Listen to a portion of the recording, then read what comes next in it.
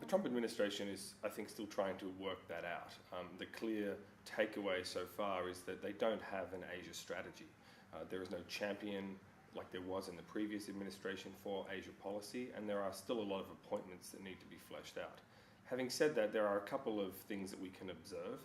First is this administration, when it comes to China policy, is a little bit all over the map. We've seen some confrontational behaviour or a more confrontational stance in certain areas, but we've also seen an attempt by Trump himself to be transactional with Beijing over North Korea.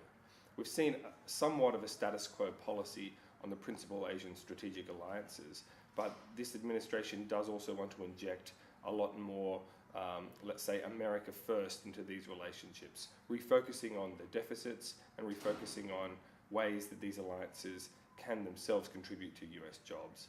And finally, we've seen the rebalance cancelled. Now, this doesn't mean that the US military is going away anytime soon, but what it does mean is that the military part of the rebalance will continue, but a lot of the rest of the rebalance, such as the Trans-Pacific Partnership, the aid and development assistance to Southeast Asia, will not be prioritised.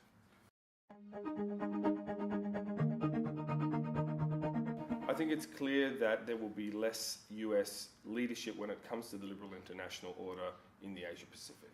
This means that countries will not be able to count on the same degree of American attention, not so much in military terms, but in terms of sustaining governance, development assistance, and an open economic system in the Asia Pacific. I think the flow-on from this will be a greater deal of uncertainty, not just between the US and China and the shape of that relationship, but between the shape of American policy towards its allies themselves and the other burgeoning network of US security partners in the region.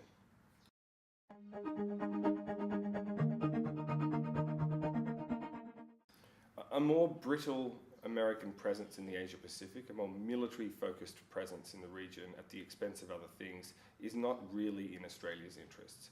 So Australia needs to work with other partners in the region to fill this vacuum, or this growing potential vacuum, of American leadership.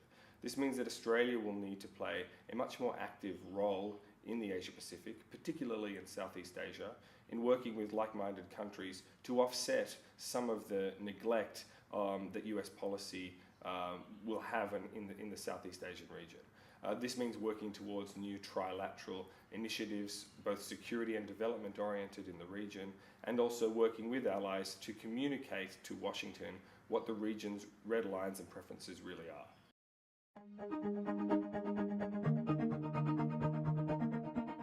I think it's important for the region as a whole to caucus more on regional security than they have done perhaps in the past. When it comes to relationships like Australia and Japan, we can see that there have been different strategies employed.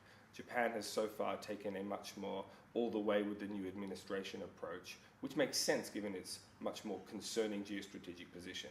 Australia has not thrown itself behind some of the more hawkish initiatives of Trump and some of his close advisors themselves, taking, I think, a more prudent approach so far. Now, it's important that Australia and Japan actually talk to each other a lot about these potential differences to avoid gulfs opening up between these like-minded partners themselves.